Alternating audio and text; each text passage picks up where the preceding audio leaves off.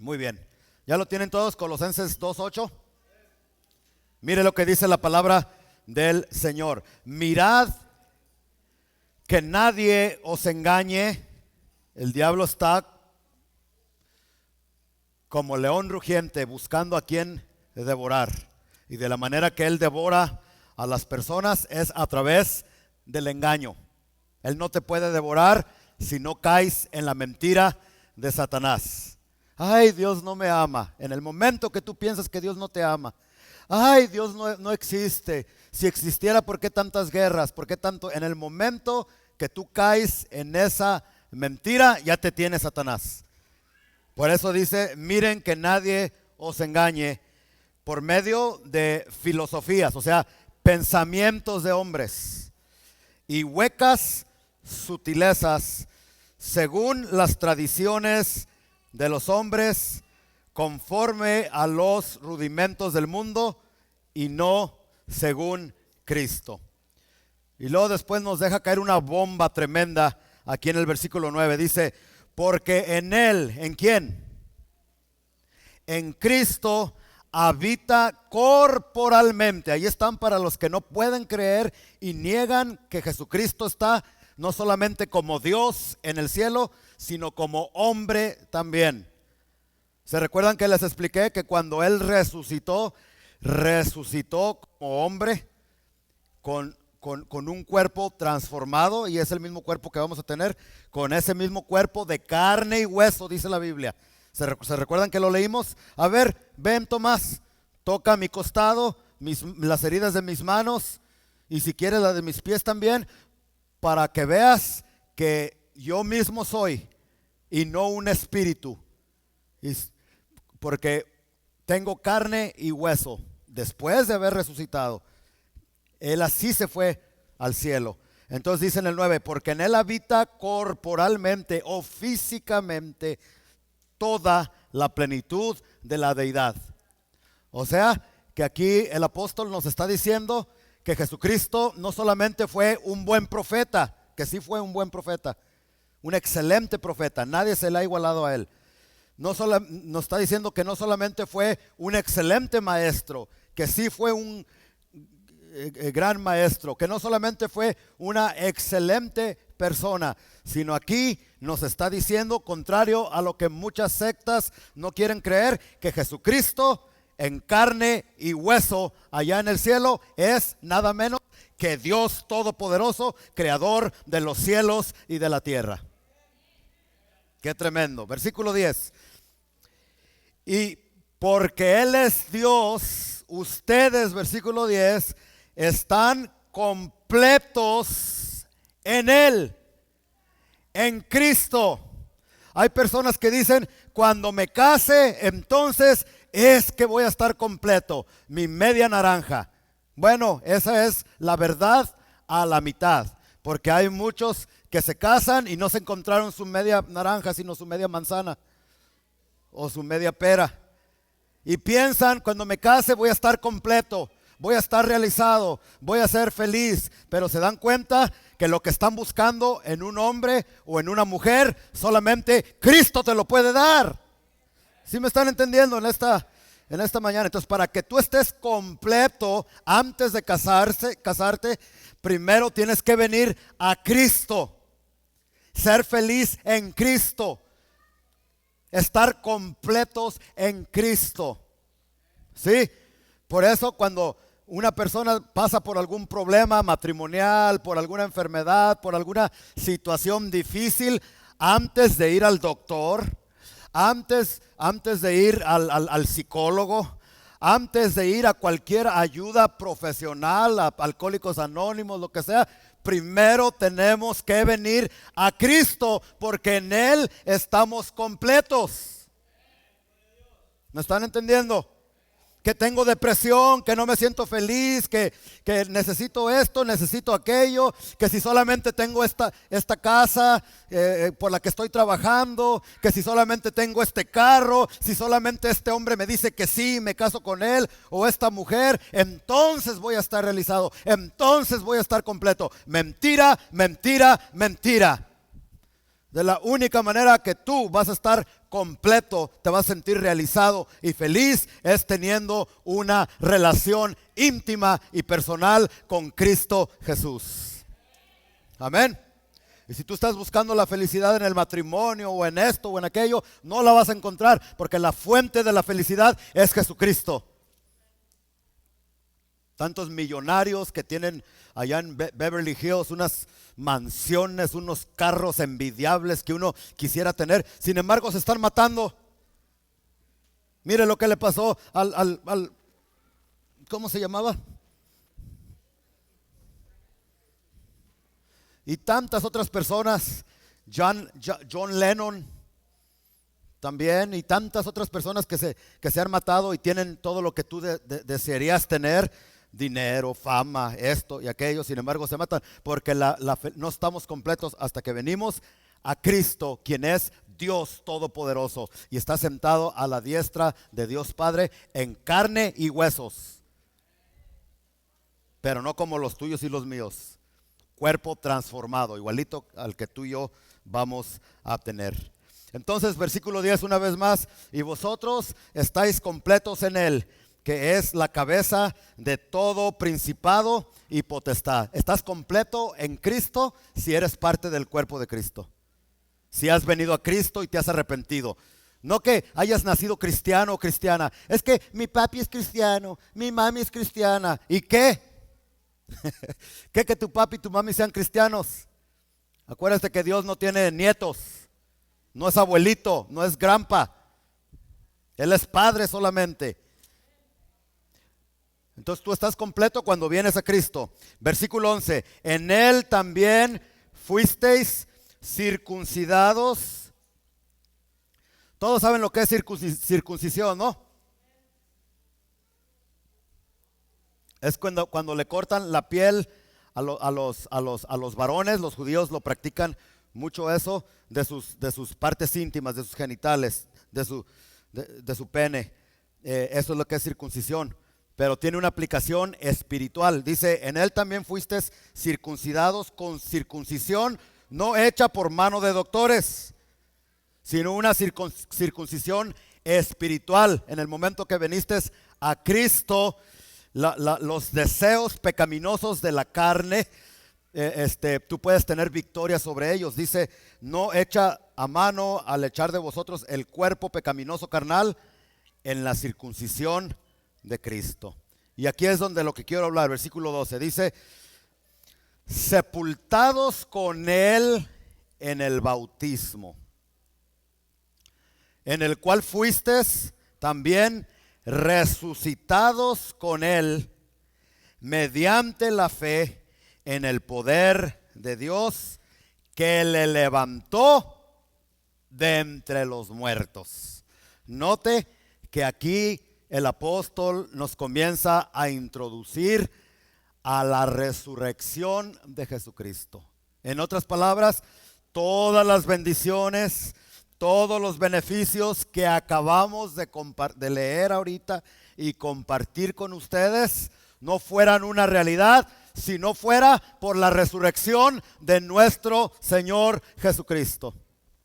Y eso es precisamente lo que simboliza el bautismo. Cuando el ministro a los que se bautizan, dicho sea de paso, en julio 1 vamos a tener bautismos en el lago de, ¿cómo se llama, Eric?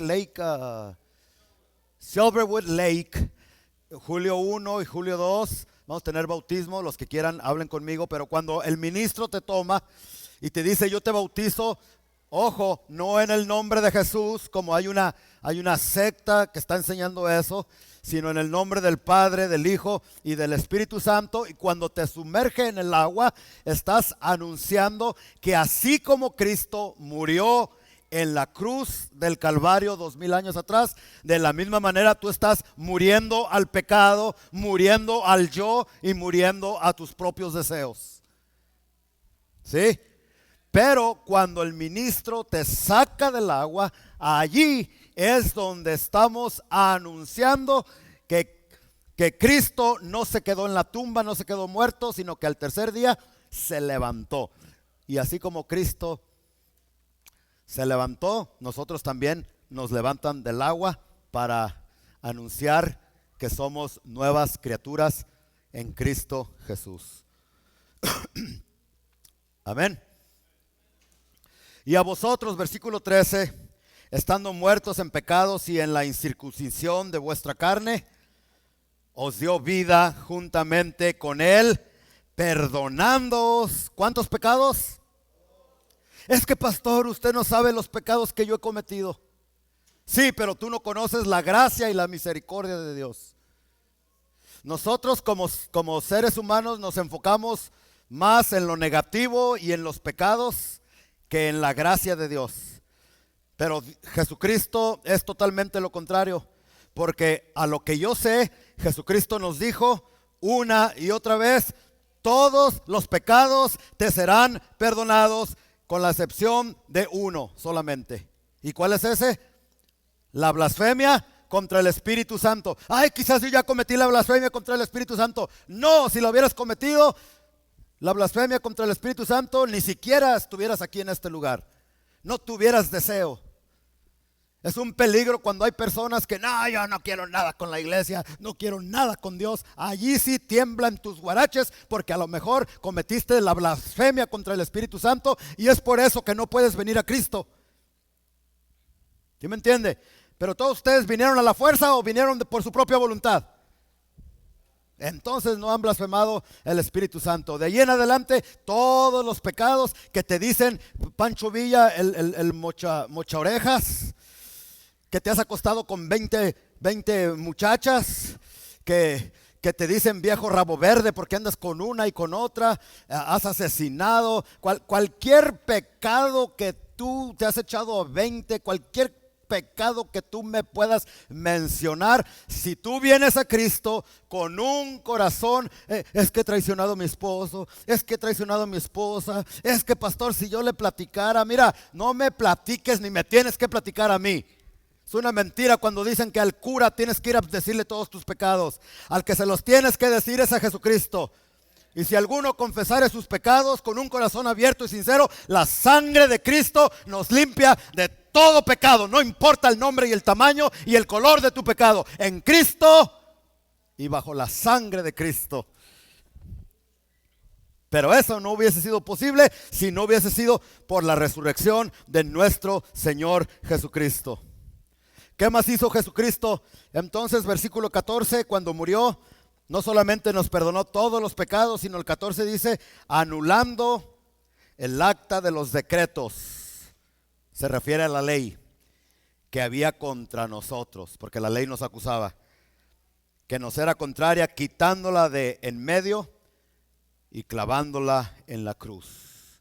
Versículo 15, y despojando a los principados y a las potestades, los exhibió públicamente, triunfando sobre ellos en la cruz. La muerte de Jesucristo, usted no se imagina el poder de la sabiduría de Dios al permitir que su hijo muriera en esa cruz. Muchos ven a Jesucristo como una pobre víctima que no podía bajarse de la cruz, debilucho, que no podía hacer nada por él mismo, pero era totalmente lo contrario. Cuando Pablo nos dice aquí que Jesucristo despojó a los principados y los exhibió públicamente, ¿sabe a qué se estaba refiriendo? Cuando los romanos conquistaban a una nación, cuando les tenían victoria sobre esa nación, agarraban a los soldados, los desnudaban completamente, encuerados, dicen en Jalisco. En Sinaloa dicen, a ver los de Sinaloa, ¿cómo dicen en Sinaloa? Bichis. Les ponían cadenas en los pies, en las manos y en el pescuezo, en el cuello, y los exhibían públicamente por las calles de Roma. Entonces los conquistados, los soldados encuerados, bichis, derrotados y encadenados, iban caminando con las cadenas así, y los soldados iban detrás de ellos proclamando victoria. Es lo que nos dice Pablo que hizo Jesucristo en la cruz cuando murió y resucitó. Exhibió públicamente al diablo y a sus demonios en esa cruz.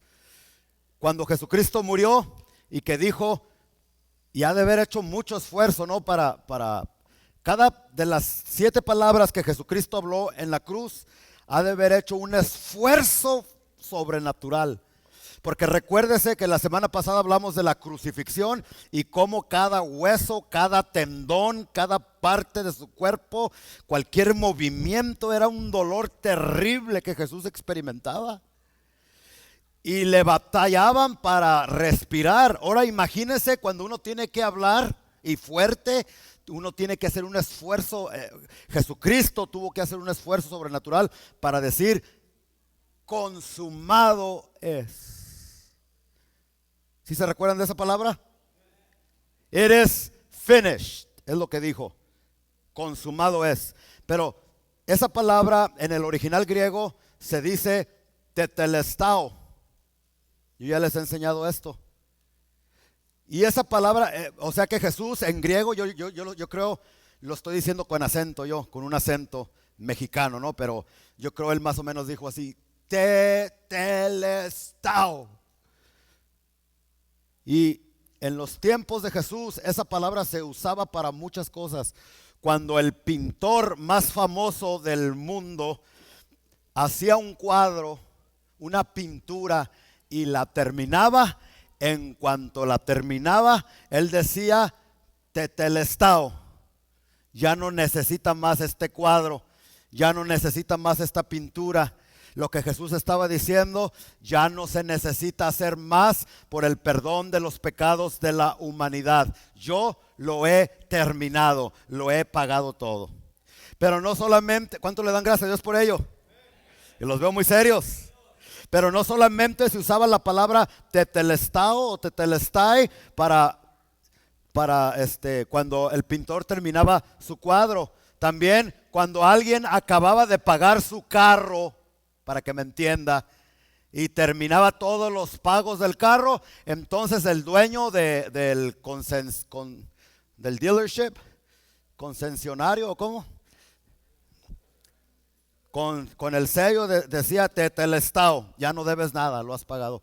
Jesucristo nos estaba diciendo, tú y yo no debemos nada, yo lo he pagado todo, he tomado tu lugar en esa cruz sangrienta. Pero también los soldados cuando peleaban y estaban ahí con sus lanzas, con sus ¿cómo se llaman estas? Tu sword, tu espada, y acababan con el enemigo y lo mataban. El soldado ponía su pie en el pescuezo del enemigo, es cuello, pero para hacerla más de emoción y me entienda, le ponía el pie allí con su lanza allí y decía en son de victoria, tetelestao, el enemigo ha sido derrotado. Jesucristo no murió como una víctima indefensa en la cruz del Calvario, sino él murió. ¿Han visto la película de Mel Gibson? No me acuerdo cómo se llama la película,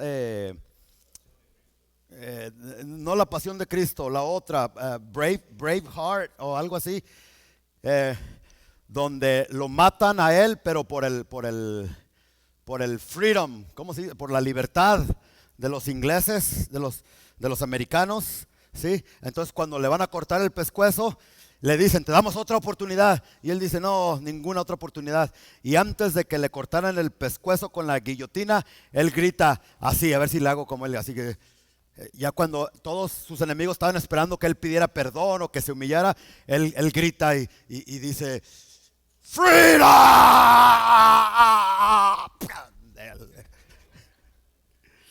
Es lo que Jesucristo hizo en esa cruz del Calvario cuando dijo, consumado es. Victoria absoluta sobre el pecado. Victoria absoluta sobre Satanás.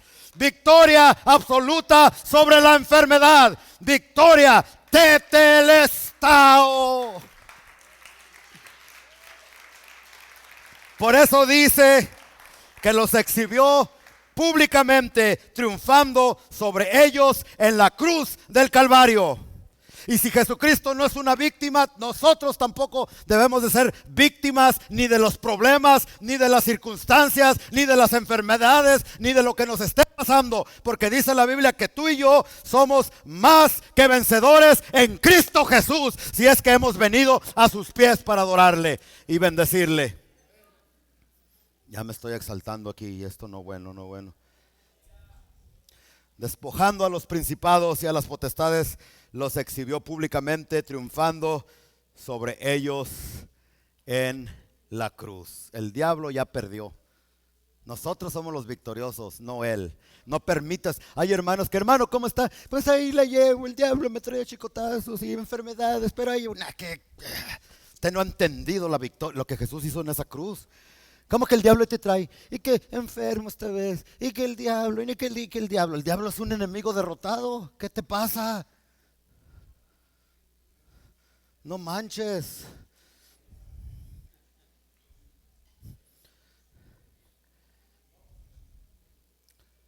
Por lo tanto, versículo 16. Versículo 16, ¿ya están ahí? O sea, porque Jesucristo resucitó, dice, nadie os juzgue en comida o en bebida, o en cuanto a días de fiesta, luna nueva o días de reposo. Por cuanto Jesucristo resucitó, no permitas que nadie te condene o te juzgue. A esto,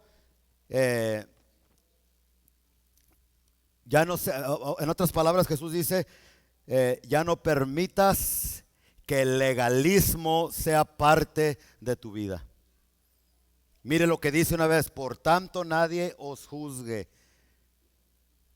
No permitas que los legalistas te condenen. Y de eso hay mucho en la iglesia, no afuera, sino adentro. ¿Sabía usted que los mayores ataques que yo he recibido como ministro y como siervo de Dios han sido de adentro? De los religiosos o los legalistas. Los de afuera, te encuentras al borrachito, a la prostituta, al ladrón, al pecador, les hablas de Cristo y en su mayoría, ay sí, padrecito, es pecado, ¿cómo le hago para venir a Cristo? Pero quieres regañar a un legalista que tiene 15, 20 años dentro de la iglesia y olvídate, peor que la Tercera Guerra Mundial. Bueno, yo le estoy compartiendo mi experiencia como pastor ya de más de 20 años. Los peores encuentros que yo he tenido no han sido con los de afuera. Y no me apunte con el dedo y diga que no voy afuera, porque yo voy afuera a predicar. Yo estoy hablándole a las personas de Cristo, pero allá se portan más mansitos que los de adentro. Y por una buena razón, dice la Biblia que en la iglesia no todos son ovejitas, sino que hay una que otra cabrita. Y también lobos rapaces vestidos de ovejas. Entonces Jesucristo dice, porque yo resucité, ya no seas víctima del legalismo. Ya no permitas que el legalismo ponga más pesos más grandes y fuertes. Esa es la realidad, mis hermanos. Qué tremendo, ¿no? Qué bueno que la salvación no es por obras y por actitudes, pero unas de las personas más sangronas y más horribles que yo he conocido ha sido dentro de la iglesia. Y no por ello ando yo con, ya me voy de la iglesia, ya no quiero nada porque el hermano me dice, esas también son niñadas que no deben de estar. Entonces dice Pablo, por tanto, aquí está hablando el contexto de la resurrección de Cristo, nadie te juzgue en comida o en bebida. Hay personas ¿qué es legalismo? Antes de continuar, ¿qué es legalismo? Legalismo es cuando alguien le da a las buenas obras o poder de salvación a las buenas obras o a las leyes que están escritas en la Biblia. Por ejemplo, hay personas que dicen, si tú quieres ser salvo, en primer lugar tienes que aceptar a Jesús como Señor y Salvador, pero no es suficiente con lo que Cristo hizo por ti en la cruz, sino que te tienes que bautizar en agua. Y entonces vas a ser salvo. ¿Cuántos de ustedes han escuchado esa barbaridad? A eso, ¿cuántos de ustedes han escuchado eso? A eso se le llama legalismo y es una herejía, porque le está quitando al sacrificio de Cristo las virtudes de salvación que solamente se encuentran en la persona y el sacrificio de Jesús. Entonces, si tú escuchas personas que Cristo y el bautismo, entonces puedes ser salvo. Esa es una herejía, es una mentira y es una, ¿cómo les dije? Viene del diablo y es nada más que legalismo. Y aquí nos da ejemplos el apóstol Pablo. Nadie te juzgue en comida o en bebida. ¿Sabían ustedes que hay denominaciones completas que piensan que si tú comes carne roja o comes carne de puerco, que te vas a ir al infierno? ¿Sabían ustedes que hay personas así? Iglesias. A eso se le llama legalismo. Porque por más que comas o no comas carne, eso no ni te va a añadir ni te va a quitar la salvación. Lo único que te puede salvar es Cristo Jesús. Ahora, si tú eres de los hermanitos que, pues, amén, en Cristo tenemos libertad, y le entras a las carnitas de puerco todos los días, a la grasa, a la carne roja y todo esto, no vas a perder la salvación, pero sí te vas a ir al cielo más rápido. Porque te vas a enfermar y te vas a morir por no cuidar tu cuerpo, que es el templo del Espíritu Santo. Pero en cuanto a la salvación, hay que tener cuidado, hermanos. Primera de, ¿dónde está eso? Se me hace que está en Primera de Timoteo 4:2. Primera de Timoteo 4:2, fíjese lo que nos dice. Vamos a leer desde el versículo 1. Pero el Espíritu dice claramente que en los postreros tiempos algunos apostatarán de la fe. En eso estamos, muchos están retractando de la fe. Escuchando, vea, a espíritus engañadores. No todo lo que escuchas detrás de un púlpito o de uno que trae una Biblia es verdad. Por eso hay que tener discernimiento, porque hay algunas cosas que vienen del diablo. Dice, algunos apostatarán de la fe, escuchando a espíritus engañadores. ¿Cómo tú puedes asegurarte de que lo que yo estoy hablando no procede o no viene de un espíritu engañador? ¿Alguien? A través de la escritura. Si lo que se te está predicando está aquí en este libro, no viene del diablo, viene de Dios.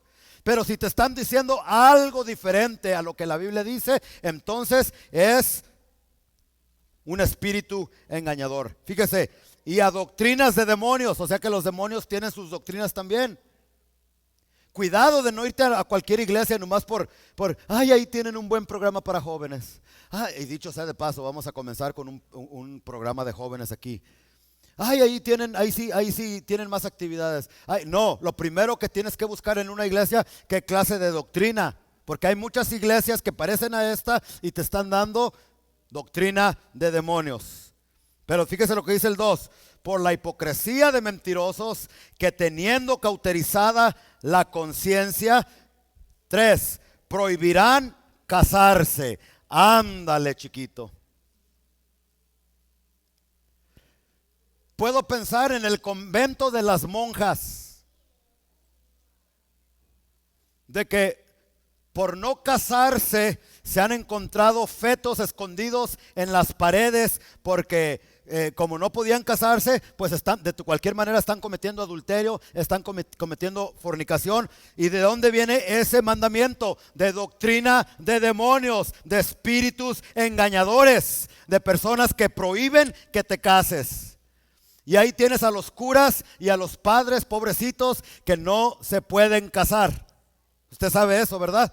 Eso no es bíblico. En la Biblia se nos enseña que Pedro tenía su esposa. Los apóstoles, aún el apóstol Pablo tenía su esposa. Si se le murió o lo abandonó a Pablo es otra cosa, pero todos estaban casados. Y primera de Timoteo capítulo 3 nos dice que el siervo de Dios, el hombre de Dios, el apóstol, el profeta, el pastor, lo que sea, tiene que ser marido de una sola mujer. Entonces, si alguien en una denominación, en una iglesia, te prohíbe que te cases, como a los curas y a los padres que el Papa les exige y les dice que no se casen, ¿de dónde viene esa doctrina? Entonces, las personas que, pues yo soy cristiano y me gusta lo que dice el pastor, pero no quiero abandonar mi iglesia. ¿Quieres decir que prefieres quedarte en un lugar donde se está enseñando doctrina de demonios? Prohibirán casarse y fíjese a donde quería llegar, y mandarán abstenerse de alimentos que Dios creó para que con acción de gracias participasen de ellos los creyentes. Aquí en el original donde dice prohibirán, mandarán abstenerse de alimentos, la palabra alimentos en el original griego es carne.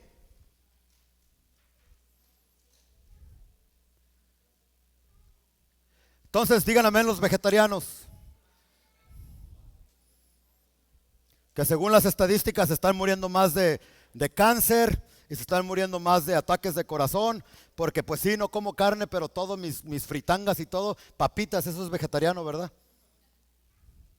Y la cerveza es vegetariana, ¿no? También conozco a muchos vegetarianos que con su cerveza, sus papitas French fries, y bueno, esto no es. Pero fíjese que dice que si los vegetarianos no son no son. No estoy diciendo que estén endemoniados ni que esa dieta venga de los demonios, tampoco. Pero las denominaciones enteras que prohíben que la gente coma carne, ¿de dónde viene eso? Del diablo. Y si tú eres una persona que no comes carne, está bien, pero no andes criticando a los que comemos. Ay, cuánta grasa. Ay, no. Porque eso sí viene de Satanás, eso sí viene de los demonios. Tú deja al que el que quiera comer carne que coma, se va a ir más rápido al cielo, pero pues que, ¿verdad? Bueno,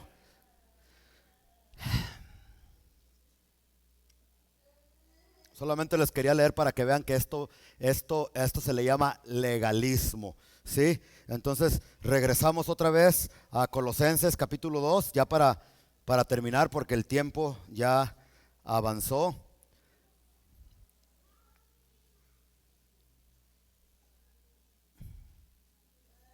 Por lo tanto, dice el versículo 16, en primer lugar, Jesucristo murió y resucitó para liberarnos del legalismo. Apúntalo, nos resucitó para liberarnos del legalismo. Ya no dejes que alguien te critique porque comes o no comes.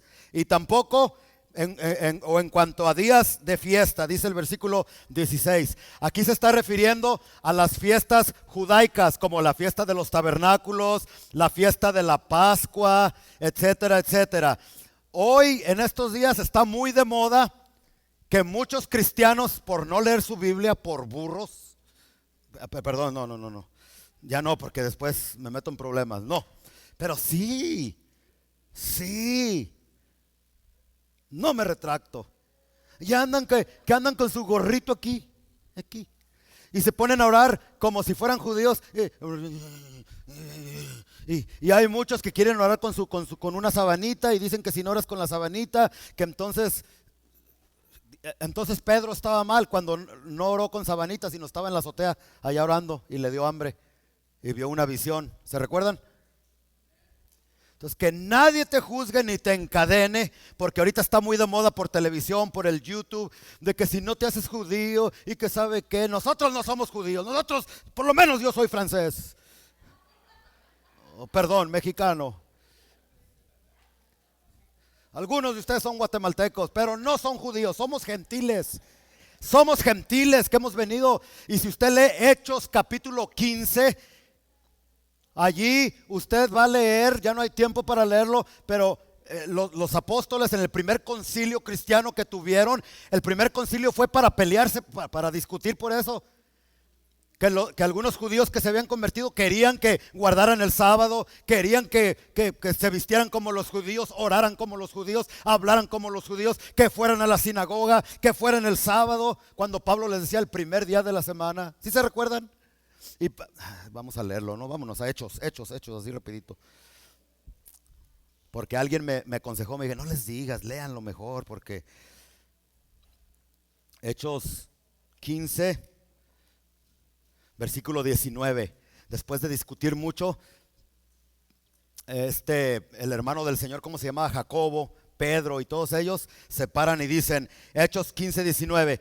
Por lo cual yo juzgo que no se inquiete a los gentiles que se convierten a Dios, esos somos nosotros. Escúchenme los judaizantes, por favor, sino que se les escriba que se aparten de las contaminaciones de los ídolos, de fornicación, de ahogado. No te comas ningún animal ahogado, ni sangre. No más tacos de moronga for you. ¿Ok? Y es todo lo que se pide de los gentiles. Pero no se nos pide que guardemos el sábado. Más adelante, ahí en Colosenses, regresemos otra vez a Colosenses. ¿En cuál versículo era? 16. Nadie os juzgue en comida, en bebida o en cuanto a días de fiestas, luna nueva o días de reposo. Ay, ¿ustedes por qué no guardan el sábado? Porque nosotros guardamos el domingo, lunes, martes, miércoles, jueves, viernes, sábado y domingo. Les ganamos a los sabatistas. Y el sábado era para los judíos perpetuamente solamente, pero no para los gentiles. No dejes que te engañen, no dejes que nadie te juzgue. En Cristo eres libre. ¿Ok? Libre de el religiosismo y se me escapa la otra palabra que les dije, es que no traje notas ahora. El legalismo. Libres del legalismo. ¿Ok? Que tiene que traer la falda hasta para acá y bien tapado hasta acá, y eso es legalismo. Eso no te puede salvar, nunca te va a salvar. Porque yo conocí a una cristiana en el trabajo que traía su faldota hasta acá, pero era bien dejada de los hombres. Pero sí, aleluya, aleluya, y se le quedaba viendo a las muchachas que traían pantalón y que se vestían de otra manera, pero aquellas se portaban mejor que la aleluya, aleluya con sus vestidotes hasta acá, pero era bien dejada, para que me entiendan. Hasta una ocasión me dijeron, oye Rubén, ¿por qué no le llegas? Es bien dejada.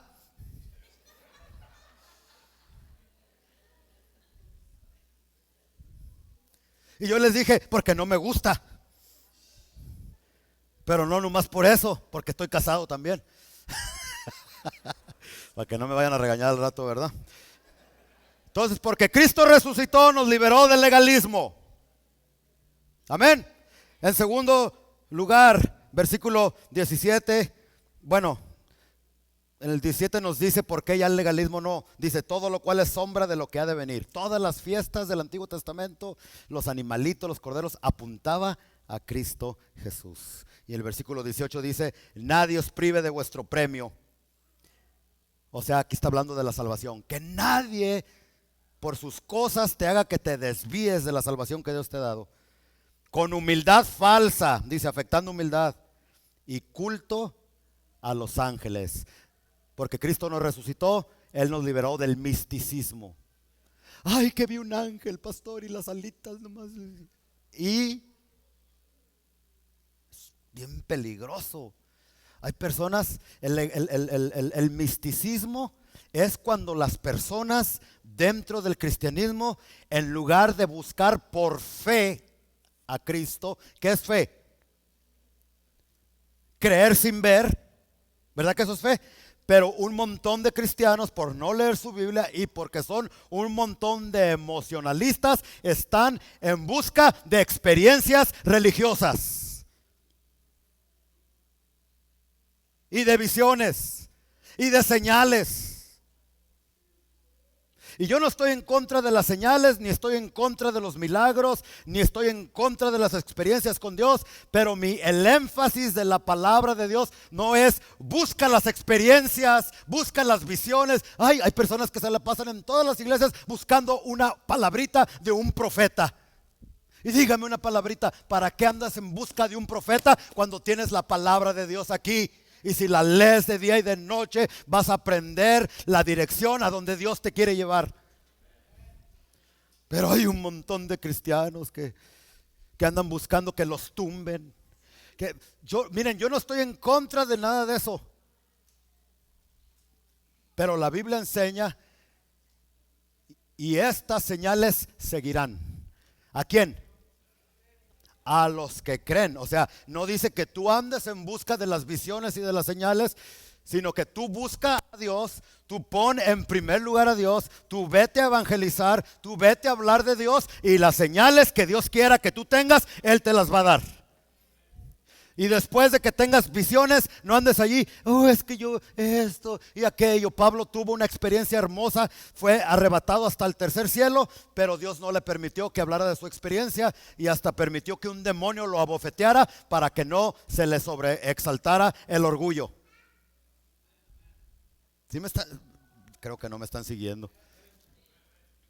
Entonces, experiencia, ya está muy de moda. Yo he escuchado, miren, yo sé que ya es hora, ya voy a terminar, pero he escuchado muchas iglesias donde los pastores invocamos a los ángeles, al arcángel Miguel, y que ministren prosperidad, cuando la Biblia nos prohíbe rotundamente la invocación a los espíritus. Al único que tú y yo podemos invocar es al Padre en el nombre del resucitado, Jesucristo. Pero de ahí en adelante, Ángel Gabriel, ven para que ministres a la gente. Y la gente ahí está. Ahí vi una pluma que misticismo. Y Jesucristo murió y resucitó para que fuésemos libres del misticismo. Ay, Dios mío, Señor, es que es mucho, Señor. Bueno. Vamos a leerlo rápido porque esto es bien importante. Déjeme ver si lo encuentro aquí.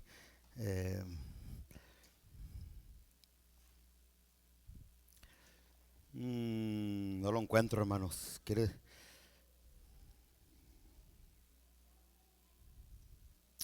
Mateo 12:39. Mateo 12:39.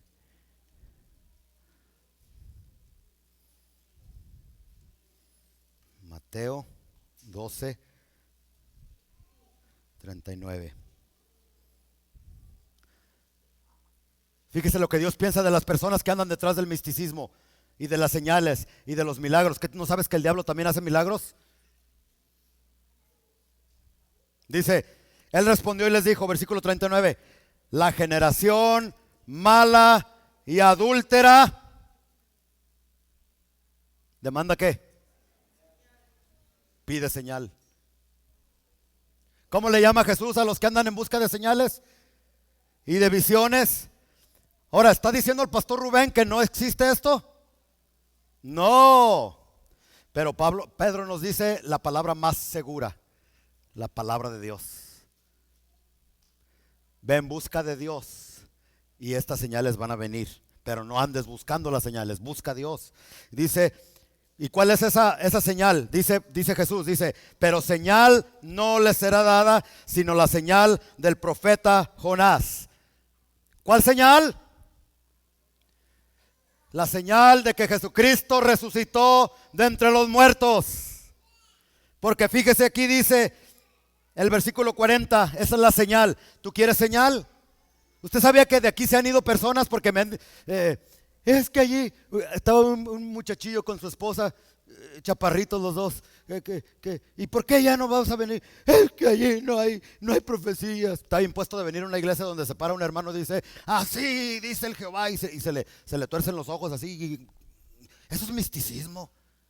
Eso es. ¿Por qué no puedes hablar normal? Así dice el Señor, para que te entiendan. Y luego que te dan convulsiones, eso es demoníaco. Y luego que se te hacen los ojos así para atrás. Yo no puedo, Joel, tú podías, a ver, hazle así, Joel, y enséñaselos a todos. Así se les hace, esos son demonios. Hemos permitido que la brujería se meta a las iglesias, pero para eso tienen un pastor que no permite y no va a permitir esto por la veracidad de las escrituras. ¿Cuál señal? Dice versículo 40, porque como estuvo Jonás en el vientre del gran pez 3 días y 3 noches, así estará el Hijo del Hombre en el corazón de la tierra 3 días y 3 noches. ¿Tú quieres señal de Dios? Ay, dame una señal de que de veras me amas. Ay, dame una señal de que de veras me quieres salvar. La única señal que Dios te va a dar es que mi Hijo Jesús murió conforme a las escrituras, pero resucitó al tercer día. Si puedes creer eso, dice Romanos capítulo 10, versículo 9, que si confesares con tu boca que Jesús es el Señor y creyeres con tu corazón que Dios le levantó de entre los muertos, serás salvo, porque con el corazón se cree para justicia, pero con la boca se confiesa para salvación. Pero es la señal de la muerte y resurrección de Jesucristo. Ninguna profecía, por más ungida y real que sea, ningún milagro, por más que se levante un paralítico, nada de eso te puede salvar. Por más que caiga polvo del cielo y los ángeles se sacudan y caiga, nada de eso tiene virtud para salvarte. Lo único que te puede salvar es cuando tú vienes a la cruz con un corazón honesto, sincero y arrepentido, y crees que Jesucristo no se quedó en la tumba, sino que se levantó al tercer día con poder y gloria. Denle un aplauso al resucitado en esta mañana. Póngase de pie, por favor.